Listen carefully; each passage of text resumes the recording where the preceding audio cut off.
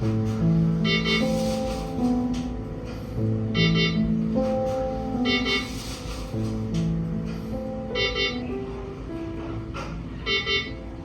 everybody know you're not that type of person. Like, if that to happen to you, it's like, fuck.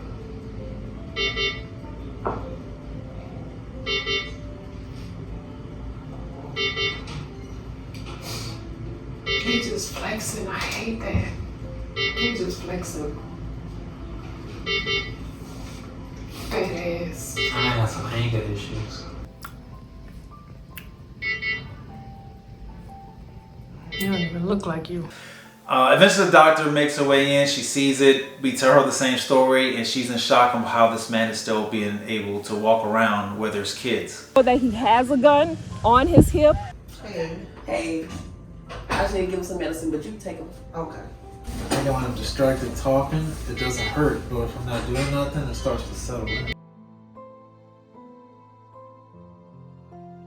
They take me to go take CT scans and x-rays. My head is like, I've only seen myself once in the mirror since. Like when Tenaj had walked down the street, I was just inside distraught. I think I fast forwarded myself on this story. I remember when they were walking down the street, I looked in the mirror and just saw my nose, my face was just destroyed. Just got punched in the face by some dude. Fucking reckless guy, had a gun. I saw myself in the mirror and was just in utter disbelief and shock as to what was going on and what was happening. I went outside, stood on the porch, they're walking down the street. I don't know if I coughed or sneezed, and I see a white, like a white piece of, I don't know if it was bone marrow or a tooth fragment, but I look at it, I'm like, damn, that's like a bone. And I'm figuring, well, I guess a bone, it came out. And I just let it drop to the ground because, fuck, it's a broken piece of bone that fell out my nose. And I noticed that my tooth was chipped. So what I had spit out, apparently, onto my hand was a chipped tooth. So it's very serrated, they're gonna have to smooth that out. So they took CAT scans, so now we can fast forward. They took CAT scans. They came back with my nose was broken in 2 places. And I had a facial fracture. And then you have a little fracture or break right here along your facial bone. Wait, where? I didn't point where? Like on my cheek? And also what they didn't pick up is I can't chew. It hurts when I bite down on anything crunch. I've been eating basically bananas since September 11th.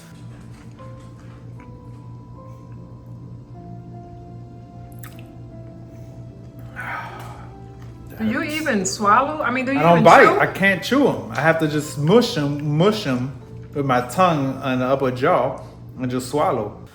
And water. I can't bite down. I don't know if I feel like 2 plates are pressing against each other. I feel like, I guess, the top half of my face and wherever the fracture is, I could feel them coming together as I tried to bite down. So I really just been eating bananas, taking 2 little squishy bites and swallowing.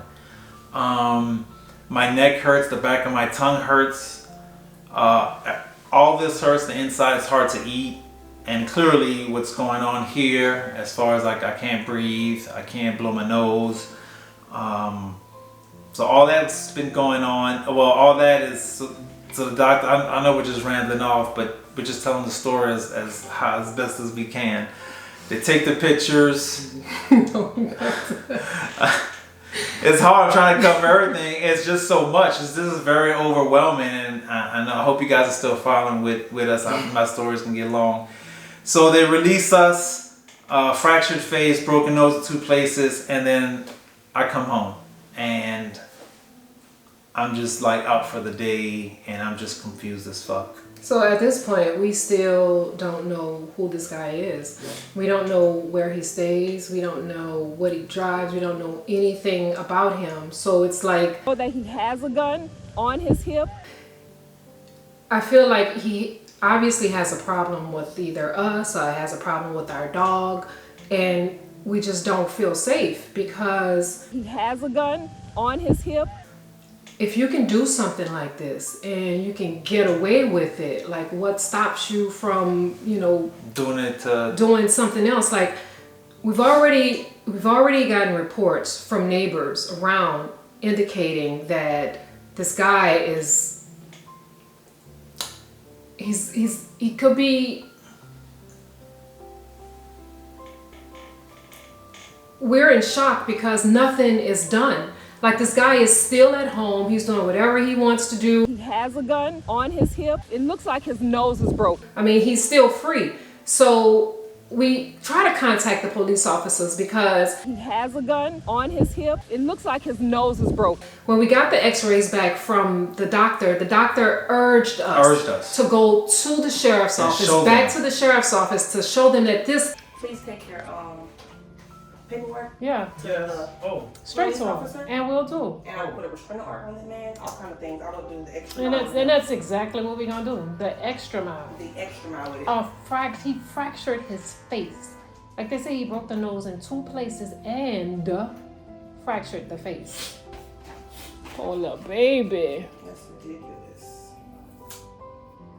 And if y'all have medical bills, I will take it to them as well. And will. They will be responsible for all of this. And will. But y'all stay safe. You do the same. I'm sorry this happened to you.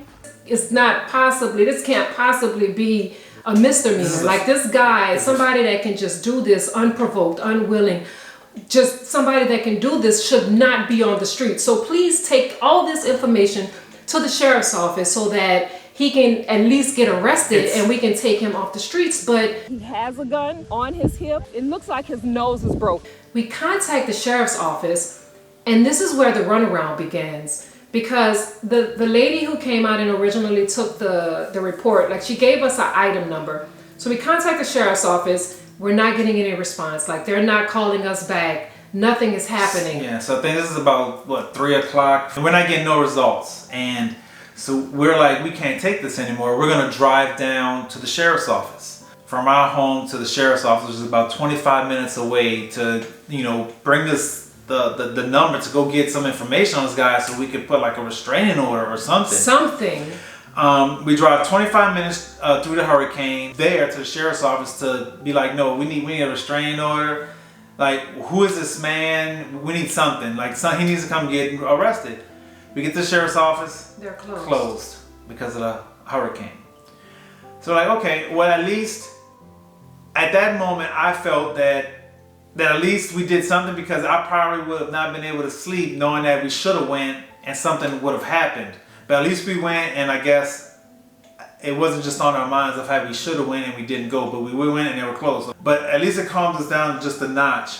We returned home where it was already literally we got back at 7 p.m. right as the hurricane was basically making landfall, and it was just and then we just ended, not that we ended the night, it was more like just ice pack and medicine and just trying to figure out what the fuck was going on that day, and that basically ended our first day of this incident. So we attempt to go to sleep, and obviously we can't rest because we don't feel safe. He has a gun on his hip.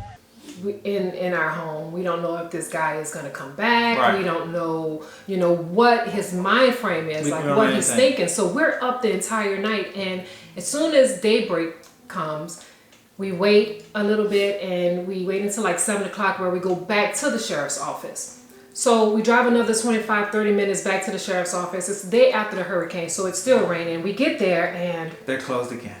They're closed again. So clearly, if you want to do anything, if you want to be unhinged in Baton Rouge, the day of the hurricane, the day after the hurricane, it's the Wild Wild West. Do what you want to do. It's free fall for all. We kept obviously. Right.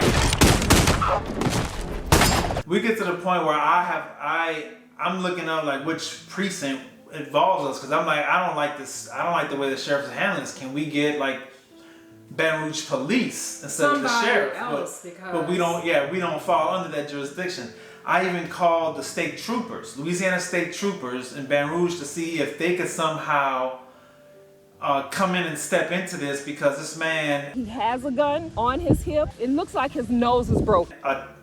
attacked me. It looks like his nose is broken. He fractured my face, which is already a felony. You have a little fracture or break right here along your facial bone.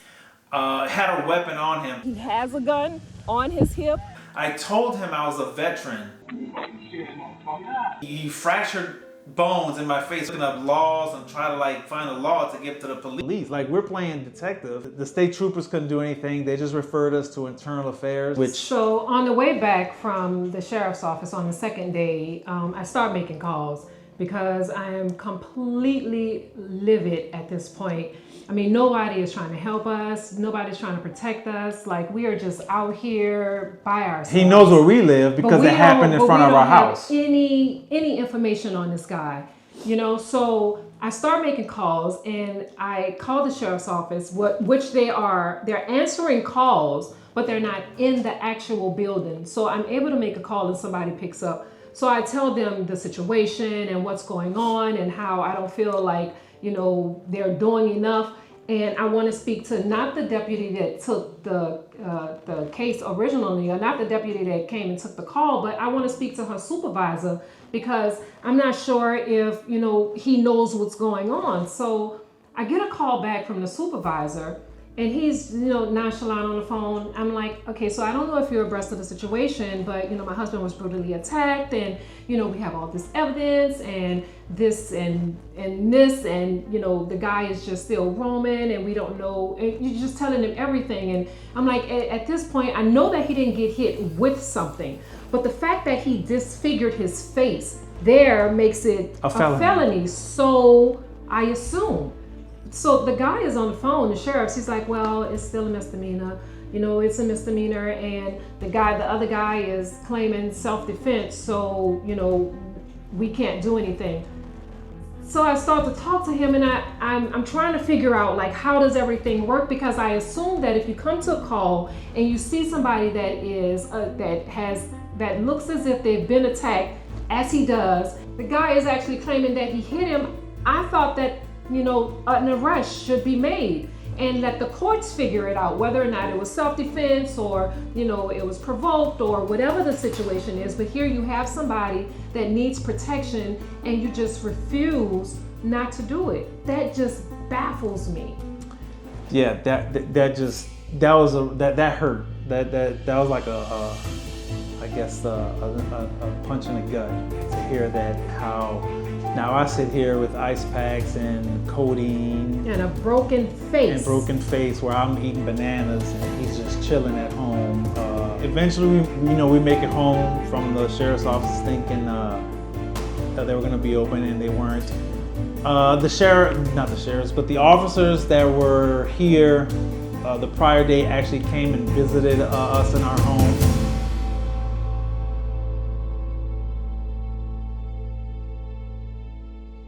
He has a gun on his hip. Just punched the fuck out of him. It looks like his nose is broken.